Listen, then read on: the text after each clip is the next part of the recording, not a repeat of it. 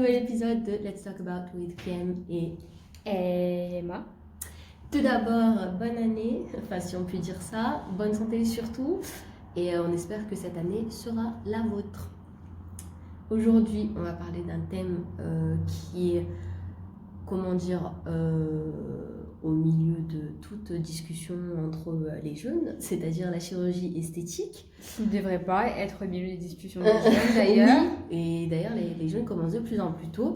On a décidé d'en parler. Pourquoi? Eh bien, avec l'évolution des réseaux sociaux, la chirurgie esthétique est promue de plus en plus par les célébrités, que ce soit acteurs hollywoodiens, stars de télé-réalité, chanteurs, influenceurs, etc., etc. C'est pourquoi on a décidé d'en parler.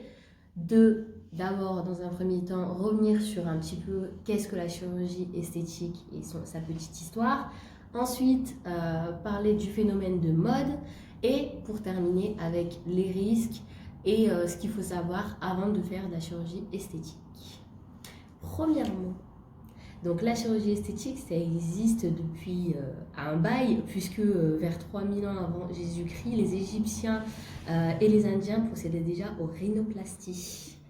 Donc ça date d'il y a un moment. Il y a une grande différence entre, alors une grande différence non, mais une différence quand même notable entre la chirurgie plastique, la chirurgie esthétique et la chirurgie réparatrice. La chirurgie plastique, c'est une spécialité chirurgicale qui va principalement concerner la peau et les tissus mous non viscéraux de l'organisme dans un but de reconstruction principalement esthétique. Et en fait, contrairement à la chirurgie esthétique, la chirurgie plastique, elle vise au remodelage du membre qui est touché. Ensuite, la chirurgie esthétique. La chirurgie esthétique, c'est un but purement esthétique, c'est-à-dire remédier à un complexe plus psychologique qu'autre chose. Et on a la chirurgie réparatrice. La chirurgie réparatrice, on va prendre pour exemple les femmes qui ont souffert d'un cancer du sein et qui ont besoin de se faire réparer d'une reconstruction mammaire. Également les grands brûlés. On a des personnes qui ont également des malformations, par exemple au nez. Ouais, il y a souvent le nez. Ils ont les lèvres, ils n'ont pas de lèvres des fois. Oui. Ils n'ont pas d'oreilles. Exactement. Même recoller les oreilles, ça c'est de la chirurgie réparatrice. Voilà pour ce qui est de la chirurgie en définition. Du coup, on va parler du phénomène de mode. Alors, l'acte chirurgical esthétique qui relève donc, selon le nom de la chirurgie, c'est principalement utilisé, on va dire, les clients majeurs, parce que c'est pas des patients, c'est des clients, sont des femmes. La chirurgie qui est le plus utilisée, pour laquelle on opte le plus, c'est la liposuction, toujours. En vrai? Ouais. J'aurais pensé le nez ou les seins? Alors les seins, ça arrive en deuxième, mais la liposuction, ça reste vraiment la principale chirurgie. Donc c'est pourquoi? Parce que les gens se disent le sport c'est bien, mais les résultats ils y arrivent trop longtemps après. Donc forcément, ils veulent peu d'efforts pour beaucoup de résultats. Mais à savoir que la liposuction, si je ne m'abuse, c'est pas pour tout le monde. Quand tu es en obésité, tu peux pas avoir de liposuction. Exactement. On va dire seulement dans la tranche surpoids. Et ça d'ailleurs, on va y revenir dans la troisième partie, puisque ça correspond un petit peu au risque engendré par la chirurgie. Du coup, la banalisation, on la doit aux stars, aux stars qui ont recours à la chirurgie et qui s'en cachent pas. Aujourd'hui, on n'hésite plus à vanter les mérites de la chirurgie esthétique, que ce soit dans des émissions, etc. Sans compter le fait qu'aujourd'hui, les chirurgiens, pour faire leur pub, alors il faut savoir que les chirurgiens esthétiques n'ont pas le droit de faire de pub. Ouais. Les chirurgiens français n'ont pas le droit de faire de pub pour la chirurgie esthétique. Comme dans toute la médecine, de toute façon. Exactement. Dire, ça reste des chirurgiens. Ouais, mais par exemple, je sais pas, un dentiste, il peut pas dire ouais, moi les facettes que je fais, elles sont meilleures que les autres, tu vois. En France, non. Exactement. Parce que c'est un but non lucratif, la médecine chez nous. Et c'est ce qui fait du coup qu'il n'y a pas cette bataille, cette concurrence-là de se dire la meilleure pub, on va dire, pour les chirurgiens français, mais que ce soit, attention, en chirurgie esthétique ou en chirurgie normale, on va dire, pour des opérations douces, etc., la meilleure pub que peuvent avoir les chirurgiens, c'est forcément le bouche à oreille. Moi, je sais que pour ma prothèse de hanche, mon chirurgien, il est génial, tu vois, donc je le recommande à ceux qui veulent un avis. Mais ils n'ont pas le droit, en gros, de faire de la pub à la télé ou sur les réseaux, etc. Donc, je ne sais pas si vous avez remarqué, mais quand vous tapez, par exemple, chirurgie esthétique sur YouTube, on arrive sur la page, les pages qui sont le plus souvent dans le top, au top of the list. Ça va être la clinique, par exemple, Medespoir. Je ne sais pas si on peut les citer, mais on va la citer. Écoute, ça lui fera un coup de pub. Medespoir, qui est une, si je ne me trompe pas, une clinique tunisienne, si je ne me trompe pas. Sûrement. Et en gros, eux, ils ont donc plein d'interviews, plein de témoignages de patients, etc., etc. Donc, eux peuvent faire de la pub. Pareil, vous voyez bien des candidats télé-réalité, par exemple, qui vont faire de la pub pour des cliniques qui sont en Turquie, etc. Ça ne veut pas dire que c'est des cliniques nulles, ça ne veut pas dire on dénonce quoi que ce soit, c'est juste pour vous dire que ces pays-là ont le droit de faire de la pub pour la chirurgie esthétique, contrairement à la France. Et donc, du coup, on en parlait, la chirurgie esthétique est de moins en moins tabou, puisqu'on la voit sur les plateaux télé, dans la télé-réalité, dans la majorité des personnes qui font de la télé ont fait de la chirurgie esthétique et ont parfois même pas payé l'opération, puisqu'elles ont promu... C'est pour ça qu'ils sont encouragés à en faire aussi. Exactement. Il y a aussi, donc je ne sais pas si vous avez vu et si tu as vu, mais les chirurgies esthétiques qui ont été filmées à l'époque par Jérém Star ou Sam Zero, il me semble aussi qu'il en a filmé. C'est des grands formats de genre 30-40 minutes, voire 1 heure. Voilà. Et il avait fait avec Jazz. Avec Eve. Avec Eva. Eve. Ouais. Et une autre personne, je crois. Je sais plus qui, ouais. Je me souviens plus. Et il y a aussi également les placements de produits. Donc c'est Nadège Lacroix. Je vais essayer de retrouver son poste et on le mettra au final. Montage. Et du coup, elle avait fait un code promo, genre gagner 1 000 € sur votre prochaine opération de chirurgie esthétique. Mais j'étais là. En fait, ils se rendent pas compte qu'ils s'adressent à des gens qui ont 13-14 ans, tu vois, la plupart. Ouais. Voire 17 ans. Alors toi, en tant que coach sportif, du coup, pour ceux qui ne le savent pas, Emma est coach sportif, ton avis il est super important dans cette vidéo parce que tu connais le corps humain et tu sais un petit peu la construction des muscles, etc. Notamment, par exemple, j'ai une question. Pour les hommes, il y a une chirurgie, donc c'est l'abdominoplastie, où ils vont prendre de la graisse et ils vont la mettre en petites boules sur les abdos. Je sais pas si tu vois ce que je veux dire. Ouais, je vois. Il y en a, ils ont des implants. Oui. En silicone, je crois. Ouais, et t'en as, c'est vraiment des boules de graisse. À savoir, les boules de graisse, c'est pas... Ça peut partir en quelques mois. C'est comme les meufs qui se mettent de la graisse dans les seins. En quelques mois, ça part, tu vois. Ouais. Ça peut partir dans beaucoup de cas, ça part. Je connais une fille via une autre fille qui s'est fait la chirurgie de la graisse des seins. Et c'est parti en quelques mois, tu vois. Et même pour les fesses, du coup. Bah oui, parce qu'en fait... Parce que c'est des lipofilling qu'on transfère juste la graisse. Ouais, voilà, et en fait, la graisse, comme c'est pas son endroit de base, parce qu'en fait, les cellules graisseuses, elles ont une information génétique, c'est pour ça qu'on va peut-être stocker plus au niveau de la culotte de cheval que sur l'avant de la cuisse, au niveau du quadriceps. On n'a pas vraiment des arêtes gras sur le devant, mais plus sur les côtés. Ces cellules, elles ont une information génétique, si tu la changes de place, il n'y a plus son terrain avec, tu vois. C'est pas sa place. Donc elle évolue pas de la même manière, quoi. Ouais. Elle part.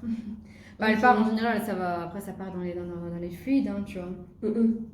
C'est ouf quand même. Et pour la liposuction aussi, forcément on va s'intéresser un peu au ventre là pour l'instant. Pour la liposuction, c'est quoi ton avis là-dessus en tant que coach sportif justement? La liposuction, il faut savoir que de base, c'est pas censé être pour les gens qui ont du poids à perdre.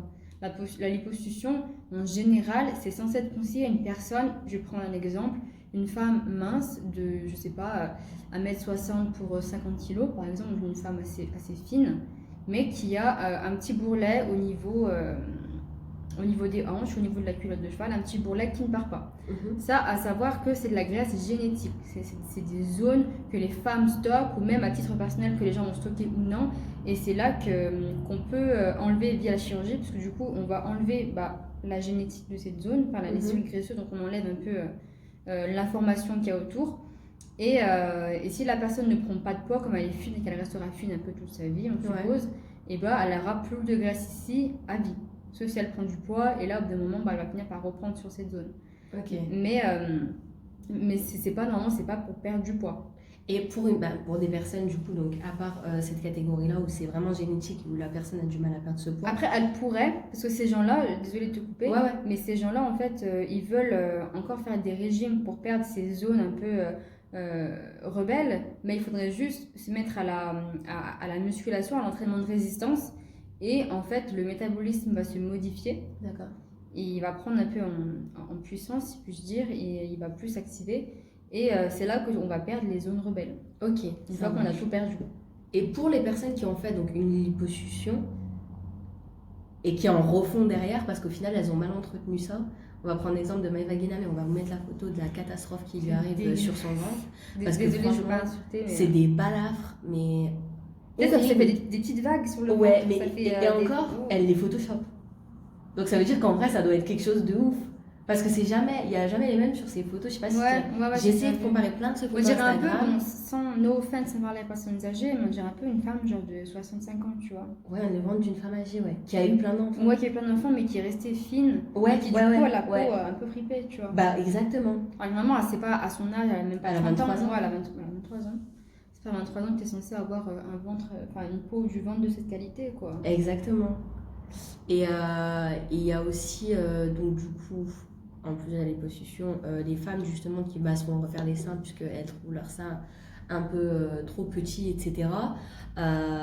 Puisque, encore une fois, la majorité des candidats de télé-réalité ou beaucoup de stars hollywoodiennes se sont refait faire les seins. On a par exemple Pamela Anderson qui est super connue, etc. Ah, c'est Donc too elle, much, là. voilà. Ça Mais reste un peu une icône des seins. Mais... c'est avec ces stars-là que le phénomène de mode a commencé, tu vois ce que je veux te dire. Et ensuite, les jeunes se disent, ah ouais, elle a fait ça, donc pourquoi moi je le ferais pas. Puis elles le font toutes, donc de toute façon il ne doit pas y avoir de risque, etc. Et en plus de ça, étant donné qu'on a des chirurgies, donc comme j'ai expliqué, qui ont été filmées par Sam Zira, par exemple, par Jérém Star, par d'autres documentaires en enquête exclusive, etc. Donc du coup, on se dit... c'est banal en fait, peu, ouais. exactement, c'est banal, tout le monde le fait. Alors il y a une différence encore notable entre la chirurgie esthétique et la médecine esthétique. La médecine esthétique, ça va des injections de botox, d'acide hyaluronique, etc. Sachant qu'avec l'acide hyaluronique, il n'y a pas énormément de risques, quoi, puisque on en retrouve dans des produits. Exactement, déjà c'est un composé du corps, en plus c'est super hydratant, etc. Donc nous on en retrouve dans les crèmes, on en retrouve dans les produits pour cheveux. Voilà, exactement. Donc du coup, c'est pas super dangereux, mais tout ce qui est un peu botox, etc. Enfin... En plus, le botox et le silicone, c'est du plastique. Le plastique, ça donne du pétrole. Ah, c'est super dégueu. Hein. Donc, dire qu'on en bouffe du pétrole dans le poulet, etc. Oui, peut-être que je vous l'apprends, mais les acides aminés du poulet, parfois, est rajouté via du pétrole. Hashtag Total le fond, d'ailleurs, a fait ça, de source sûre. Et j'ai le... Non, je rigole. Et ouais, déjà, quand on bouffe du pétrole, si on se le met, en fait, il faut se rendre compte que quand on a des prothèses, t'as tout le tissu qui va s'accommoder dessus, qui va créer des cicatrices, parce que c'est un corps étranger, et le corps il est en mode, mais qu'est-ce que c'est que ça? Du coup, on crée du tissu cicatriciel autour, et parfois s'il y a des artères ou des veines, etc. à côté, et les particules, elles vont rentrer dans les veines et dans la circulation sanguine, et ça peut vous intoxiquer en fait. Ouais, c'est pour ça qu'il y a plein de meufs. Il y a une période, je crois que c'était entre 2016 et 2019. Il y a plein de meufs qui se sont fait enlever leurs prothèses sur Insta. Oui. Moi j'en ai vu et plein. Il y en a plein qui ont eu des problèmes de santé réglés à cause de ça. Mais des meufs, elles avaient des problèmes de fatigue chronique, d'acné dans le dos, des problèmes divers et variés, des migraines et tout. Et quand elles ont enlevé leurs prothèses, il s'avérait qu'elles étaient en excellente santé après, tu vois. Alors justement, ça va rentrer dans la partie 3 qu'on va prendre tout de suite. Ça va être tout ce qu'il faut savoir réellement autour de la chirurgie esthétique avant d'en faire, c'est-à-dire les risques et le protocole avant de faire la chirurgie esthétique et probablement après. Il y a eu un scandale, alors je ne peux plus vous dire l'année exacte et je peux vous dire exactement le type de prothèse dont il s'agissait, mais c'était un type de prothèse mammaire. Ah oui, ouais. 2012-2013. Ouais. Et donc du coup, ce type de prothèse ne tenait pas, enfin ça se perçait, c'était juste une abomination quoi, et ça a causé des problèmes à énormément d'adeptes de la chirurgie esthétique, et du coup elles ont été donc retirées du marché, puisqu'en fait le truc c'est que ça revenait moins cher aux chirurgiens de se fournir avec ces prothèses-là. Mais le problème, c'est que la qualité, elle était médiocre. Et donc, du coup, ça les a rattrapés. Je sais pas si c'est elle ou pas, mais il y en avait qui étaient cancérigènes aussi. Je crois que c'était celle-là. Ouais, ils l'ont découvert vraiment plus tard. T'as un site sur lui. C'est bon? Yes. J'espère que t'as pas mangé. Ouais, c'est ça, en gros, ils l'ont découvert super tard et du coup, il y en a plein qui se sont fait enlever ça. Enfin, Ouais. ça a été une catastrophe. Donc, en plus de faire attention chez qui vous allez, quel produit on va vous injecter, quelle prothèse on va vous mettre également, vous avez plusieurs effets indésirables. Enfin, le premier, c'est la mort. Le décès, le trépas. Exactement. Dommage. Surtout quand on paye pour mourir. En novembre 2019, il y a une star au Maroc de Casablanca. Il me semble que c'était ça. Il y avait une star du rail ou un truc comme ça qui est décédée suite à une liposuction. Et en novembre 2019, il y a également une femme qui est décédée d'une embolie pulmonaire dans une célèbre clinique de chirurgie esthétique à Casablanca, donc suite à une liposuction. La famille, elle a crié au scandale pour faute professionnelle. Alors que c'est un risque en fait. Donc, ouais, le praticien est en poursuite judiciaire. Il mais peut le problème, y c'est avoir que- un risque, une faute, hein, c'est pas exclu. Mais dans toute opération, c'est un risque aussi en fait. Même Exactement. l'anesthésie, en fait, on le sait quand vous allez voir chez l'anesthésiste Ouais. avant de nous faire opérer, vous savez qu'il y a un risque que vous fassiez une mauvaise réaction, que vous restiez dans le coma. Exactement. Alors, à savoir que en France, alors on le dit de partout, de toute façon, il y a des bons garagistes, il y a des mauvais garagistes, il y a des bonnes prothésistes ongulaires, il y en a des mauvaises. Il y a des bons patrons et des mauvais patrons. Voilà, et il y a des bons chirurgiens et des mauvais chirurgiens, mais il faut savoir quand même qu'en France, pour être chirurgien esthétique, il faut bac plus 15. C'est-à-dire que le mec qui va être chirurgien esthétique, il a quand même fait 15 ans de médecine derrière lui en France. Et en fait, ce que ça insinue, les gens ils s'en rendent pas compte, mais ça insinue que après les études théoriques de médecine de 8-9 ans, Il y a de la pratique en fait. oui, après, il y a beaucoup de pratiques en chirurgie. Et ils vont déjà beaucoup regarder pendant peut-être 1 ou 2 ans. Ils vont regarder. Après, ils vont faire que quelques manœuvres avec le chirurgien. Et après, ils vont commencer à faire leur chirurgie à eux, des petites, des plus grandes. Et ils vont quand même réassister à d'autres chirurgies pour encore apprendre. Et aussi avoir toutes les conséquences. Genre, ah, j'ai fait ça, ah, ça a foiré, que faire pour attraper? Ah, Exactement. non, tu vois. Donc, il y a Exactement. énormément de pratiques que dans notre pays, ils n'ont pas autant de pratiques. Exactement. Bac plus 15, c'est énorme. Je sais vraiment pas si vous vous rendez compte, mais c'est Le énorme. mec sans redoubler, ça veut C'est dire qu'il est de- chirurgien à 35 ans. Mais de ouf, c'est de la maternelle à la fin du lycée, wesh. Ah oui. C'est ouf quand même. Donc voilà. Donc honnêtement, si vous voulez vous faire opérer et que vous êtes français, faites-le en France quoi. Ok, vous allez avoir un budget, mais déjà de 1, ça va vous mettre dans la tête que une opération c'est pas anodin. Donc du coup, faut bien y réfléchir. Pour mettre le Et si budget, c'est pas va falloir y abordable, c'est pas réfléchir. pour rien en fait. Exactement. Et qu'en plus de ça, vous serez en sécurité parce que vous êtes dans votre pays qui a plutôt un service médical qui est top, faut dire ce qui est. Et donc, du coup, vous serez pris en charge plus facilement parce qu'il y a des personnes qui ont témoigné d'ailleurs. N'en touche pas à mon poste, on va vous mettre l'extrait tout de suite. Tu peux mettre les extraits ou pas? Tu peux te faire strike quoi. T'es sûr? Faudrait le modifier, mais faudrait le trouver quoi. Je crois ça. Il y a une personne qui était passée sur Touche pas à mon poste. Elle s'appelle Joanne, elle avait fait la télé-réalité chirurgie esthétique 0%. Cette personne-là, on lui avait bouché 3 artères. Et ils n'ont pas voulu la prendre en charge en Tunisie, donc du coup elle a dû prendre l'avion avec 3 artères bouchées. Et quand elle a été prise en charge en France, on lui a dit qu'elle était passée à 2 doigts d'amputation et surtout à 2 doigts de la mort. Ouais. Donc c'est un truc de ouf. Quand on vous dit vraiment réfléchissez à 1000 fois avant de faire ça, c'est réfléchissez-y. Puis à rien 1000 fois. que le confort d'aller en Tunisie, au Maroc ou en Turquie à se faire opérer, vous n'êtes pas chez vous en fait. Et même ceux qui vont le faire, qui témoignent, ils disent que même si le personnel il est cool, mais c'est pas ta famille, t'es pas chez toi, t'es loin de chez toi, t'es dans le mal parce que tu viens de te faire opérer, tu dois reprendre l'avion. Ouais, c'est ça. Après, il y a d'autres risques comme la phlébite. Comme la plupart des opérations, la phlébite, c'est vraiment, ça peut arriver de manière récurrente. Quand on se fait opérer, c'est l'un des risques. Mais ça peut courants. monter au cœur et un infarctus. Exactement, donc une phlébite, ça correspond à la formation d'un caillot sanguin qui survient au niveau d'une veine et qui l'obstrue du coup plus ou moins complètement. Et c'est justement qui fait que ça peut former. En fait, la phlébite, ça peut se former au niveau de n'importe quelle veine de l'organisme, mais dans 90% des cas, c'est vrai que c'est situé sur les membres inférieurs. Donc renseignez-vous de toute façon vos médecins, ça fait très très mal, etc. Mais ouais, c'est super douloureux. Genre, si tu l'as à chaque mollet, on peut même pas toucher le mollet tellement il est chaud, il est rouge. Enfin, c'est horrible.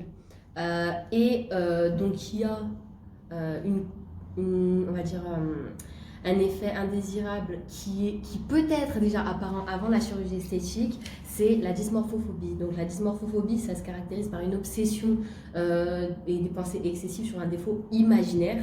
J'insiste sur le imaginaire. En fait, ouais, c'est voir son corps comme il ne l'est pas réellement. Exactement, donc elle induit le stress chez la personne, un retrait social et d'autres troubles, ça peut être des troubles alimentaires, obsessionnels de l'hygiène, etc., etc. Donc la dysmorphophobie, bah, ça se caractérise vraiment sur des pensées, comment vous dire, sur une obsession en fait, sur un défaut imaginaire comme on vous l'a dit, mais sur un petit, vraiment un petit défaut On physique. voit beaucoup la dysmorphophobie aussi chez les personnes qui sont anorexiques, Oui, qui maigrissent et qui se voient encore grosses. obèse. Ouais. Ouais. Donc ça peut aussi chez les personnes qui perdent beaucoup de poids en peu de temps, pas forcément via un trouble mental, juste qui perdent du poids, voilà, pour une raison ou une autre, et bah pareil, elles ont du mal à se voir dans leur nouveau corps. Elles disent encore, mais tiens, Ouais. ils ont l'impression de se voir encore comme avant. Le cerveau a du mal à différencier le avant et le après. Ah oui. Quoi. Et du coup, ces personnes-là qui ont ce trouble, c'est des personnes qui ont vraiment une mauvaise vision d'elles-mêmes et cette attitude entraîne, ces obsessions entraînent des attitudes négatives, voire néfastes pour la personne, puisqu'elle a des pensées destructrices, des émotions incontrôlées, un comportement disproportionné. Souvent, on dit que c'est des drama queens, mais faut vraiment se dire que c'est une pathologie Ouais, psychiatrique. mais en fait, quoi. moi, ce qui me dérange, c'est que je vais encore parler d'elle, mais les gens comme Maëva Guénam et plein d'autres personnes, je suis pas vraiment la télé-réalité, donc j'ai pas d'autres noms à vous sortir. Mais je suis sûre Il y en a que. plein. Oui, il y en a sûrement plein, mais moi, je connais qu'elle parce qu'on la voit beaucoup défiler sur les réseaux sociaux. Les gens comme ça, en fait, même si vous souffrez de dysmorphophobie, désolée pour vous, hein, vraiment, je vous conseille d'aller voir un psychiatre pour vous faire soigner, c'est vraiment the best. Mais en fait, vous rendez pas compte et personne vous le dit. En plus, et vous êtes là à faire des stories. Ouais, non, mais nanana, je fais ça pour moi, je me fais retoucher mon nez parce que Ça a pour toujours été moi, un nanana, complexe. etc. Mais en fait, c'est faux parce que vu ta tête, vu ta dégaine, en fait, ton corps, il est meurtri. Ton corps, il est dégueulasse. D'avis général, il est dégueulasse. Même de toi, 30 ans plus tard, tu le regardes 30 ans avant, à tes 23 ans, tu vas dire qu'est-ce que j'ai fait de mon corps, en fait. Exemple, Donatella Versace. Ouais. Et tellement plein d'autres. En fait, il y a des personnes, pour moi, une chirurgie réussie, c'est quand tu parles avec quelqu'un et tu sais pas qui s'est fait refaire quelque chose. Parce que c'était un petit complexe, corrigé, voilà, un jour corrigé, et basta. Mais quand tu dis, finalement, je vais me refaire ça, finalement, je vais me refaire ça, je vais me refaire ça, je vais me refaire ça, je vais me refaire ça. C'est plus un complexe, là, c'est... Non, mais c'est de la dysmorphophobie. C'est Ouais. une obsession. C'est vraiment une obsession. Mais sauf que ces gens, ils le savent pas, et maintenant, les jeunes, ils pensent que c'est juste cool de se faire une liposuction, de se refaire les fesses, mettre de l'acide dans le creux du moyen fessier, de se mettre de l'acide de partout. C'est bon, d'un moment, les aiguilles, ça va 5 minutes, tu vois. Les aiguilles, Vous êtes il y a cocaïnomane, il y a des meufs qui sont passées chez Samira, donc typiquement Roubaba et Marine, je sais plus quoi. Elles ont dit, moi j'adore aller chez mon chirurgien et j'adore quand il me pique. Parce que je sais que le soir je serai une bombe, genre. Vous avez un grain. Même. C'est vraiment. Comment elle s'appelle là, Magali Berda, Elle avait dit il y a 2-3 jours. Et en plus, rien à voir, genre en début d'interview, Sam il dit ça nous fait un petit coup de jeune et tout, en parlant des souvenirs. Elle fait bah oui, j'ai fait mes injections hier. Mais rien à voir, tu sais, genre. On va pas le savoir en fait. Ouais, mais c'est. Limite, si tu fais des injections, dis-le pas. Enfin, ouais. Ne le cache pas non plus, mais dis-le pas en mode j'ai fait mes injections hier, on s'en bat les couilles. Mais les gens, ils sont ouf. Et genre, Baba, elle dit qu'elle aime beaucoup son nez et on la croit, tu vois.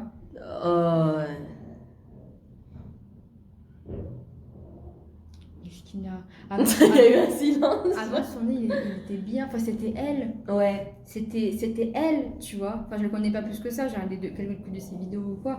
Mais quand tu vois son visage maintenant, on voit que c'était meurtri. Je sais pas, puis c'était la charcuté. bouche en plus aussi. C'est trop. Non, c'est trop. Franchement, je comprends. Après, les gens font ce qu'ils veulent. Je le ressens non plus dans le miroir. Moi, j'avais peur que si je me fais de la chirurgie du visage, après, je me ressens plus. Et quand je me regarde dans des photos, je me dis, putain, c'est moi dans une autre vie. Ouais, ouais. Alors après, je pense qu'on va finir globalement là-dessus et puis je vais juste rajouter 2-3 éléments niveau esthétique puisque je suis dans ce secteur. Donc il faut savoir que pour la chirurgie esthétique, il n'y a pas de prise en charge de l'État, mais ça, de l'État, par la sécurité sociale, etc. Sauf si vous avez un putain de psychologues qui disent que c'est vraiment dû à un complexe énorme. Mais attendez, qu'est-ce que complexe mais je ne pense pas que vous aurez un psychologue qui vous fasse ça, sauf s'il est un petit peu corrompu. Un complexe, mais attention, là je parle de la chirurgie vraiment esthétique purement, voilà. Donc, ce n'est pas pris en charge. Il faut savoir aussi que c'est une opération qui, quand elle est effectuée, ben, vous payez et puis il y a une partie qui revient à l'État puisque l'État prélève automatiquement la TVA. Donc, sachez que l'État prend la part de vos seins, donc vos corps ne vous appartiennent plus, je vous le dis. À noter également que les compétences de l'anesthésie sont tout autant importantes que celles du chirurgien, puisque l'anesthésiste doit forcément vous poser tout un tas de questions et établir un diagnostic et qui fera qu'il sache quelle dose il doit vous injecter, etc. Autre élément important dont il faut absolument s'assurer, c'est de l'infrastructure où sera pratiquée l'opération, la disponibilité bien évidemment du matériel approprié et son état. C'est-à-dire qu'on ne vous mette pas des prothèses nulles, que le bloc il soit clean, que l'hôpital soit clean. Des tests d'allergie aussi, parce que parfois on peut être allergique à des matériaux qu'on vous met. Exactement. On n'est pas au courant. Exactement. Donc vraiment se renseigner là-dessus. Très important aussi, faut savoir qu'il existe un délai légal de réflexion obligatoire avant de faire une chirurgie esthétique. Donc quand vous allez généralement en Tunisie, etc., déjà vous rencontrez même pas de chirurgien avant de faire la chirurgie. Et en plus de ça, vous sélectionnez une date à la clinique et puis ensuite vous vous y rendez, vous avez votre voyage, c'est cool, sauf que vous avez rencontré personne d'autre que l'anesthésiste. Le chirurgien, vous savez pas qui c'est. Ouais, donc lui, il connaît même pas votre demande à 100%. Exactement, alors que à savoir que déjà, normalement, vous devez rencontrer le chirurgien une première fois pour qu'il vous explique, pour que vous lui fassiez part de vos besoins, etc. Et le rendez-vous pour l'opération doit être effectué lors du deuxième rendez-vous avec le chirurgien. Et c'est seulement au troisième rendez-vous que vous aurez l'opération de chirurgie esthétique. Et vous avez obligatoirement un délai de 15 jours de réflexion entre le premier et le deuxième rendez-vous. T'imagines, tu vas pas le chirurgien. Moi, je suis obligée de le voir limite 5 fois pour lui dire non, mais je veux ça comme ça, pas comme ça en fait. Alors, ouais, et puis. Puis aussi, il y a un dernier truc, c'est un tout petit peu. Et vraiment à partir de là. Ouais, mais il y a un dernier truc, c'est, on vous recommandera jamais assez bien évidemment de prendre l'avis de plusieurs spécialistes et d'opter pour un praticien qui soit à l'écoute et qui mette son patient en confiance forcément. Moi, je vais juste parler pour ma prothèse de hanche. C'est un exemple, mais je sais que ça arrive aussi en chirurgie et tout ça. Faut savoir que déjà, l'une des peurs des chirurgiens en général, c'est de se tromper de côté. C'est-à-dire que s'il doit te réduire, tu vois, la fesse gauche, il aura trop peur de te réduire plus la fesse droite que la fesse gauche au final. Et du coup, ça, c'est la peur et tout. Et je me souviens avec mon chirurgien, on avait eu un débat là-dessus. Et vu que moi, j'ai eu une première opération sur la hanche droite, forcément, j'ai la cicatrice. Donc, il savait que c'était sur cette hanche-là. Mais j'étais là en mode, vous n'avez pas intérêt à vous tromper. Puis pareil, il te sort les prothèses et il te présente les matériaux comme ça. Et puis il te dit, donc avec ça, tu pourras faire ci, avec ça, tu pourras faire ça. Mais celle-là, elle est mieux puisqu'elle est plus adaptée à ton âge et tout. Donc, c'est pareil un petit peu pour la chirurgie. Pour la chirurgie esthétique, puisque vous avez plusieurs matières de prothèses, donc à savoir ce que vous allez faire dans votre vie, quoi. Si vraiment vous allez en avoir besoin sur une longue durée ou pas, parce qu'il faut savoir que vous ne les gardez pas éternellement, une prothèse ça se change, donc il faut aussi se dire que si tu as les moyens à 18, tu n'auras peut-être pas les moyens à 40. Ouais, c'est rien à voir, mais c'est comme les dents aussi, les facettes. Ça change. Ça change, et vous voyez, genre à 90 ans, avec du coup un appareil. Ouais. Parce que je pense après tu les changes plus, tu vois. Bah non, bah, t'as plus de dents. Sachant qu'encore, tu sais, il y a peut-être 30-40 ans, l'hygiène c'est pas pareil, ils n'avaient pas les mêmes soins. Du coup, là on peut comprendre que les gens de 60 ans, 70 ans, ils aient plus de dents. Mais nous, maintenant, on a accès à l'hygiène dentaire, etc. Et normalement, nous, on est censé avoir des bonnes dents, même vieux, tu vois. Ouais, exactement. Donc, à voir. Mais sauf ces gens qui se font des facettes comme des cassos. Désolée, j'ai jugé. Hein, bah, les jeunes qui ont des dents en bon état, ouais, je trouve ça un peu chaud. Parce qu'après, vous avez tous la même tête, en fait, avec les dents. Ouais. Et le dernier point sur lequel je voudrais insulter. Le dernier point sur lequel je voudrais insister, c'est tout ce qu'on vous montre sur les réseaux sociaux. Je sais plus comment ça s'appelle. Tu sais, le lifting colombien. Où on vous met des gros manteaux sur les fesses pour aspirer, etc. Ne le faites pas. En vrai, ne le faites pas. C'est super dangereux. Ces meufs, elles ont des formations de genre 48 heures.